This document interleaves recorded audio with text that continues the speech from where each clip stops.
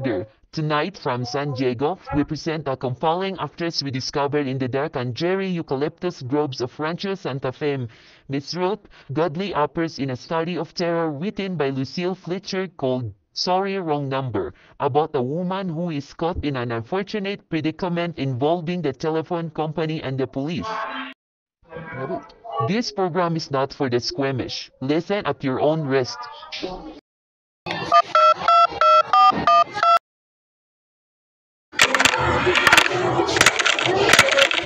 Operator, I've been trying to call Moray Hill 40098 for the last half hour and it's been busy. I don't see how it could possibly be busy that long. Can you try that number for me, please? I'd be glad to try that number for you. One moment, please.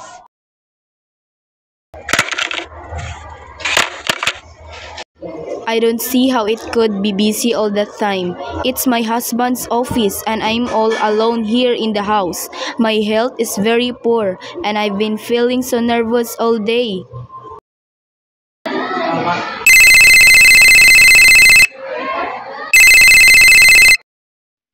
Hello? Hello? Is Mr. Stevenson there? Hello? Hello? Hello. Hello, George. Yes, this is George speaking. Hello, who is this? What number am I calling, please? I'm here with our client. Oh, good. Is everything okay? Is the coast clear for tonight? Yes, George. He said the coast is clear for tonight. Okay. Where are you now? In a phone booth. Don't worry, everything's okay. Very well. You know the address? Yes, I know. Let's see now. At 11 o'clock, the private patrolman goes around the corner to 2nd Avenue for a beer. That's right, 11 o'clock. And be sure all the lights downstairs are out. Okay. There should be only one light visible from the street. Okay. What's that? Just a minute, George. Oh, our client tells me that at 11:15 a train crosses the bridge. It makes a noise in case a window is open and she should scream. Hello? What number is this, please? Okay, I understand. At 11:15 the train... Yeah. Do you remember everything else, George? Yeah. I'll make it quick, as little blood as possible, because our client does not wish to make her suffer. That's right. You'll use a knife. Yes, a knife it will be okay. Afterwards, I'll remove the ring in the bracelet and the jewelry in the bureau drawer, because our client wishes it to look like a simple robbery. Don't worry, everything's okay, I know. Oh, how awful!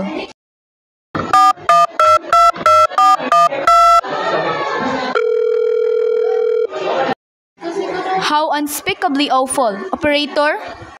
Your number, please. Operator, I've just been cut off. What number will you calling? Well, operator, I was supposed to be calling Moray Hill 40098, but it wasn't. Some wires must have got crossed. I was cut into a wrong number, and I've just heard the most dreadful thing. Something about a murder and operator, you'll simply have to retrace that call at once. I beg your pardon. May I help you? I know it was a wrong number and I had no business listening, but these two men, they were cold-blooded friends and they are going to murder somebody, some poor innocent woman who was all alone in a house near a bridge, and we've got to stop them. We've just got to... What number are you dialing? It doesn't matter what number I was calling. This was a wrong number and you dialed it for me. And we've got to find out what it was immediately. What number did you call? Oh, why are you so stupid? What time is it? Do you mean to tell me that you can't find out what that number was just now? I connect you to the chief operator. Oh, I think it's perfectly shameful. Now, look, it was obviously a case of some little slip of the finger. I told you to try Moray Hill 4098 for me. You dialed it, but your finger must have slipped, and I was connected with some other number and I could hear them, but they couldn't hear me. Now, I simply fail to see why you couldn't make that same mistake again on purpose. Why couldn't you try to dial Moray Hill 4098 in the same careless way? Moray Hill 40098. I will try to get it for you. Thank you.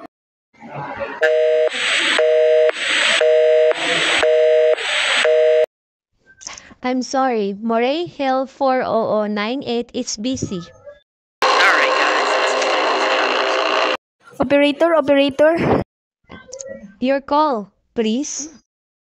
you didn't try to get that wrong number at all. I asked you explicitly, and all you did was dial correctly. I am sorry. What number are you calling? Can't you for once forget what number I'm calling and do something for me? Now, I want to trace that call. It's my civic duty, and it's your civic duty, to trace that call and apprehend those dangerous killers. And if you want, I will connect you with the chief operator. well, please. All this talk can't make anyone understand. This is the chief operator.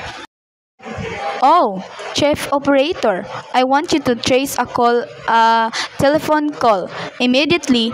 I don't know where it came from or who was making it, but it's absolutely necessary that it be tracked down because it was about a murder that someone's planning, a terrible, cold-blooded murder of a poor innocent woman. Tonight at 11:15. I see. Can you trace it for me? Can you track down those men?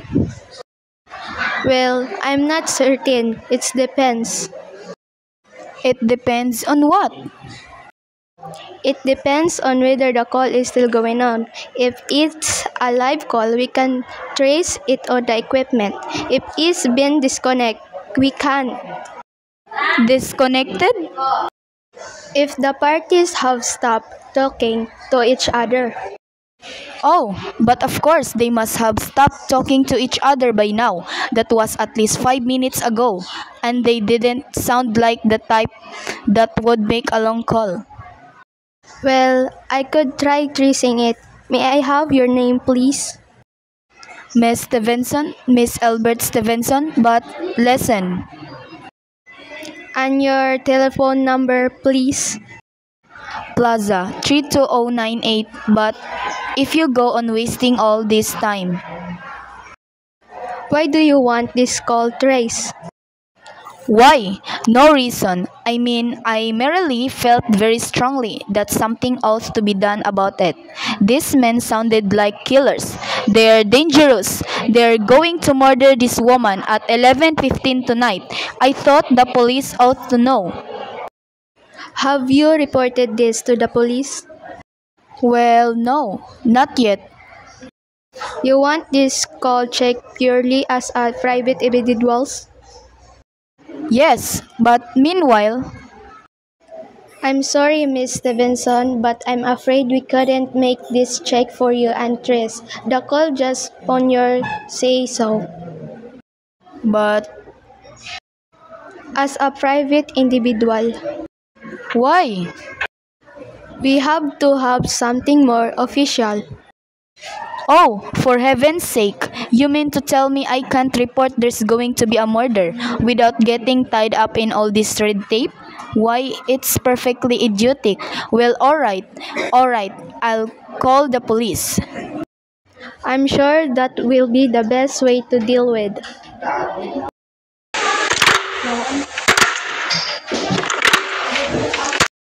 Ridiculous. Never heard for such nonsense.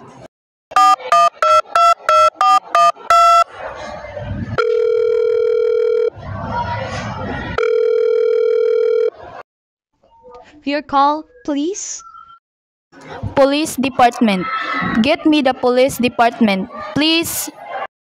Ringing the police department.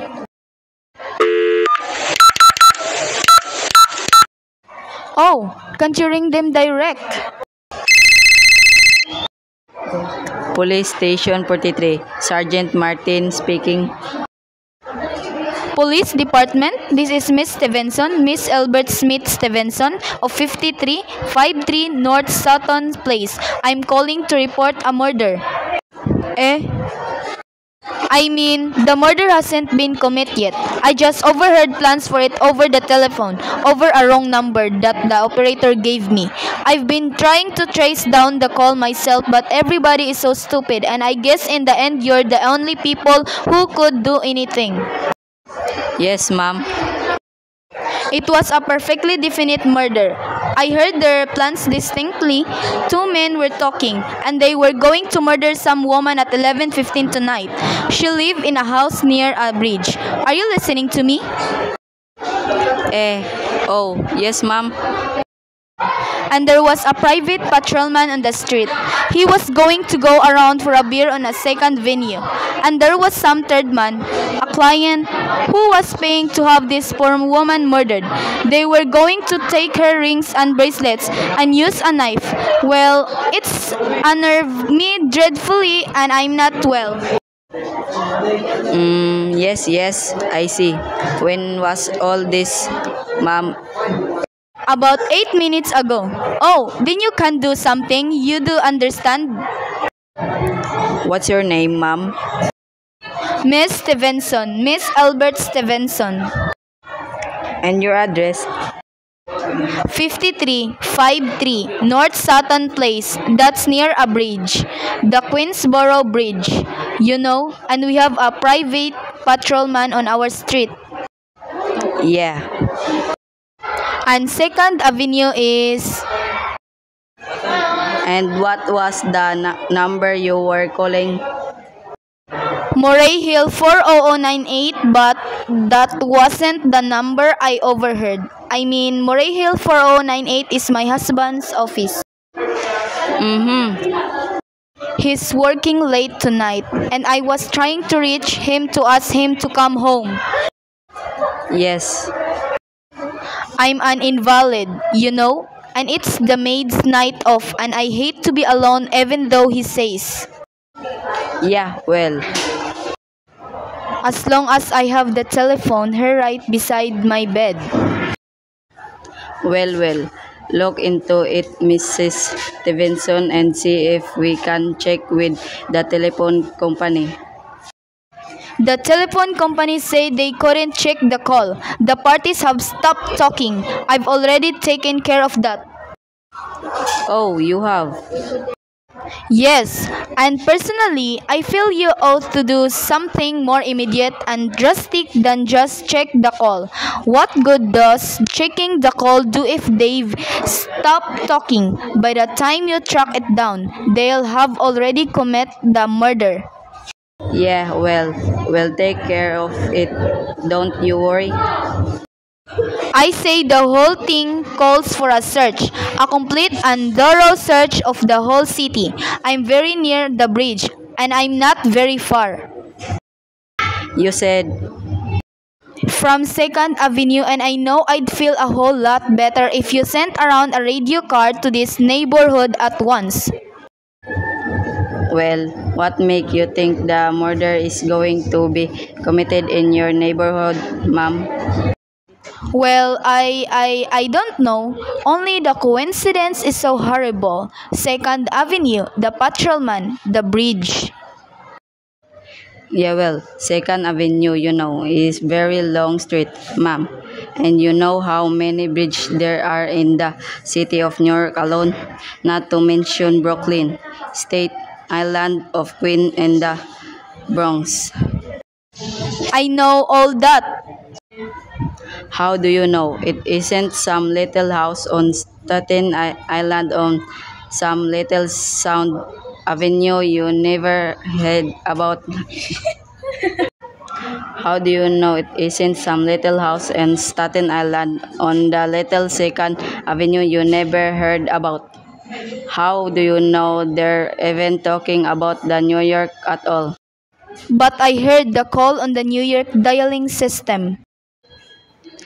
Well, maybe it was a long distance call you overheard. No! You know, telephones are funny things. Now look, why do you look at the things way? Supposing you had broken in on the telephone's call. Supposing you got your husband the way you always do. You would be so upset, would you? I suppose not. But it sounded so inhuman, so cold-blooded.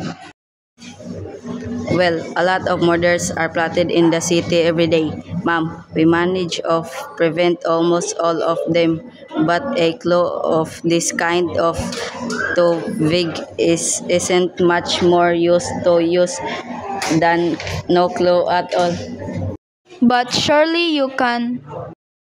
Unless, of course, you have some reason for think this call was phony and somebody was planning to murder you. Me? No, I hardly think so. I mean, why should anybody? I'm alone all day and night. I see nobody except my maid Eloise. She's a big 200-pounder. Yeah, She's too lazy to bring up my breakfast tray. mm-hmm. And the only other person is my husband, Albert. He's crazy about me. He adores me. He waits on my hand and foot and Mm-hmm. has scarcely left my side since I took sick 12 years ago. Yeah, well, then there's nothing for to worry about. You just leave the rest of this to us. Well, take care of it. Well, what will you do? It's so late. It's nearly 11 now. Well, take care of it, lady. Well, yeah. Broadcast it all over the city and send out squads and warn your radio cars to watch out, especially in suspicious neighborhoods like mine. Lady, I said we take care of it now. I've got a couple other matters on the desk that require immediate attention. So, good night, ma'am. Thank you. Oh, you idiot. Oh, why did I hang up the phone like that? Now he'll think I am a fool. Oh, why doesn't Albert come home? Why doesn't he?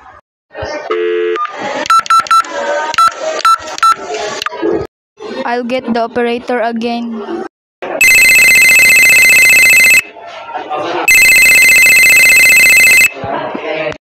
Your call, please. Operator, for heaven's sake, will you ring that Morihel 4098 number again? I can't think what's keeping him so long. I will try it for you, ma'am.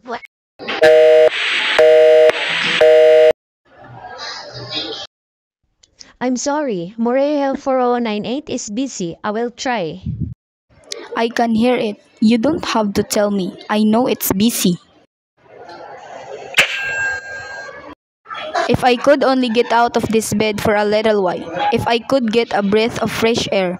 Or just lean out of the window and see the street. Hello, Albert? Hello? Hello, hello? Oh, what's the matter with this phone? Hello, hello?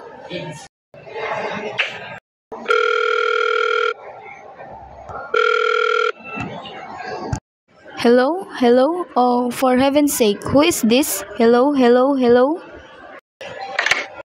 Who is trying to call me? What are they trying to do to me? Your call, please? Hello, operator. I don't know what's the matter with this telephone tonight, but it's positively driving me crazy. I've never seen such inefficient, miserable service. Now, look, I'm an invalid and I'm very nervous and I'm not supposed to be annoyed, but if this keeps on much longer. What seems to be the trouble? Well, everything's wrong. I haven't had one bit of satisfaction out of one call I've made this evening. The whole world could be murdered for all you people care. And now my phone keeps ringing and ringing and ringing and ringing every 5 seconds or so, and when I pick it up, there's no one there. I am sorry. If you will hang up, I will test it for you. I don't want you to test it for me. I want you to put that call through, whatever it is, at once.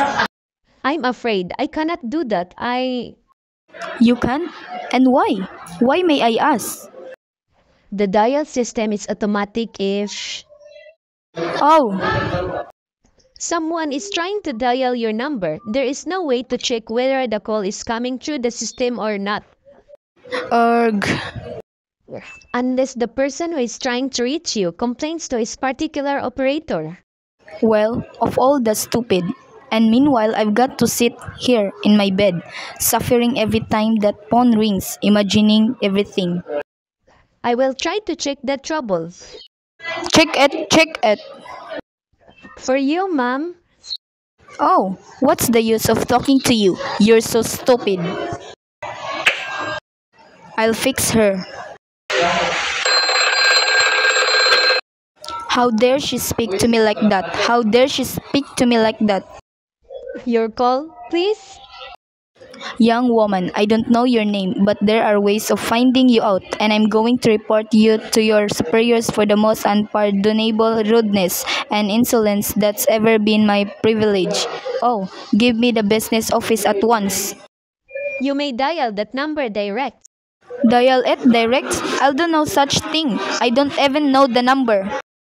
The number is in the directory, or you may secure it by dialing in for... Listen here. What's the use? Oh, for heaven's sake, I'm going out of my mind. Hello, hello. Stop ringing me. Do you hear? Answer me. Who is this? Do you realize you're driving me crazy? Who's calling me? What are you doing it for? Now, stop it. Stop it. Stop it. I say, if you don't stop ringing me, I'm going to call the police.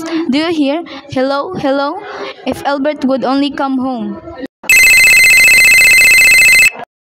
Oh, let it ring. Let it go on ringing. I won't answer it. I won't answer it this time. If it goes on ringing all night, I won't answer it. I won't answer it. It stopped? Why did it stop ringing all of a sudden? What time is it? Where's my clock? Where is it? 5 to 11. They've decided something. They're sure I'm home. They've heard my voice answering. That's why they've been ringing. Oh, where is she? Why doesn't she answer? Your call, please. Where were you just now? Why didn't you answer? Give me the police department. I'm sorry, the line is busy. I will call you when... Busy? That's impossible. The police department can't be busy. There must be other lines available. The line is busy. I will try to get them for you later. No, I've got to speak to them now. It may be too late. I've got to talk to someone. What number do you wish to speak to? I don't know, but there must be someone to protect people besides the police department. A detective agency. You will find agencies list in the classified directory. I don't have a classified. I'm too nervous to look it up. I don't know how to use the book. I will connect you with information. Perhaps she will be able to help you. No. Oh, you're being spiteful, aren't you? You don't care what happens to me. I can't die and you won't care. Oh, stop it. I can't stand anymore. Hello? What do you want? Stop ringing. Will you stop? Hello, is this Plaza 32099? Yes, this is Plaza 32099. This is Western Union. I have a telegram here for Mrs. Albert Stevenson. Is there anyone there to receive the message? I'm Mrs. Stevenson. The telegram is as follows. Mrs. Albert Stevenson, 53 North Sutton Place, New York, New York. Darling, terrible sorry. Tried to get your post last hour, but line busy. Leaving for Boston 11 p.m. tonight on your urgent business. Back tomorrow afternoon. Keep happy, love. Signed, Albert. Oh no. Do you wish us to deliver a copy of the message? No, thank you. Thank you, madam. Good night. Good night.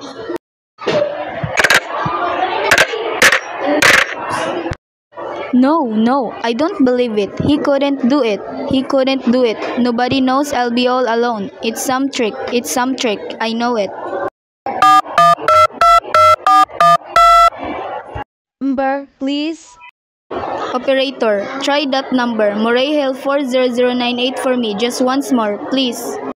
May dial that number direct. Oh! 40098. Oh no, you're gone. Oh, Albert, how could you? Oh, but I can't stay alone tonight. I can't. If I'm alone one more second, I'll go mad. I don't care what he says or what the expense is. I'm a sick woman. I'm entitled to some consideration.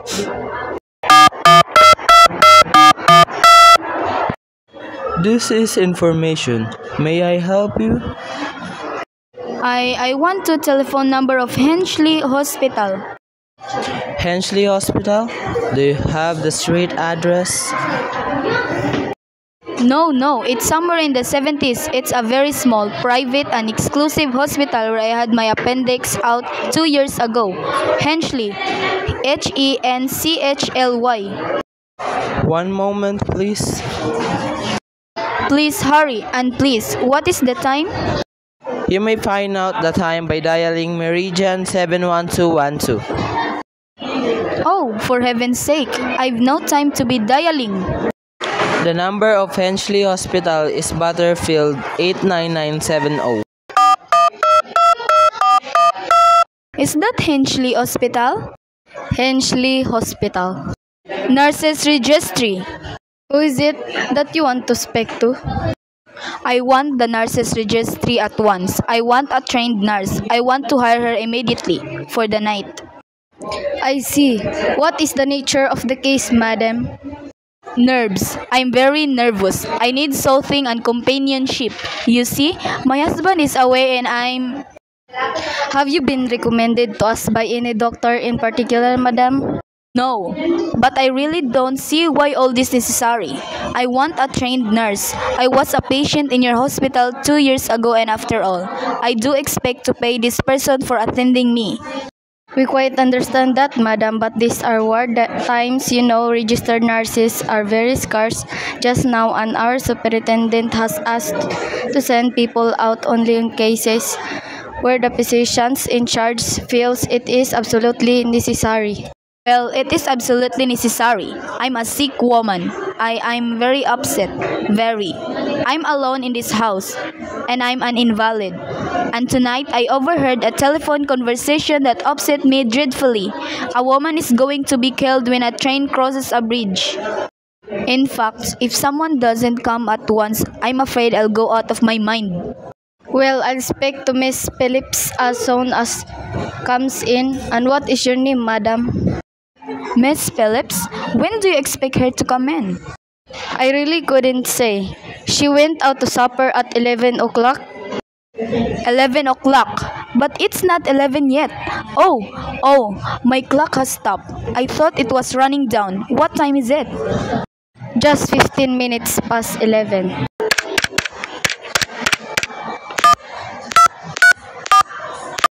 What was that? What, madam? That click just now, in my own telephone, as though someone had left the receiver off the hook of the extension telephone downstairs. I didn't hear it, madam. Now about this snore. But I did. There's someone in this house, someone downstairs in the kitchen, and they're listening to me now. They're listening. I won't pick it up. I won't let them hear me. I'll be quiet. And they'll think, but if I don't call someone now while they're still down there, there'll be no time. I've got to get that operator. Your call, please? Operator, I'm in desperate trouble. I'm sorry, I cannot hear you. Please speak louder. I don't dare speak louder. There's someone listening. Can you hear me now? I'm sorry. But you've got to hear me. Please, you've got to help me. There's someone in this house. Someone who's going to murder me. And you've got to get in touch with the... There it is. Did you hear it? He's put it down. He's put down the extension phone. He's coming up the stairs. Give me the police department. One moment, please. I will connect you.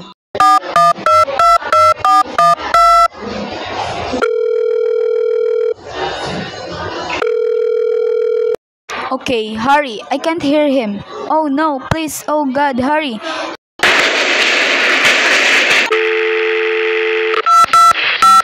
Police Department, Present 5-3, Sergeant Martin speaking. Air Police Department. Oh, I'm sorry, must have got the wrong number. Don't worry, everything's okay.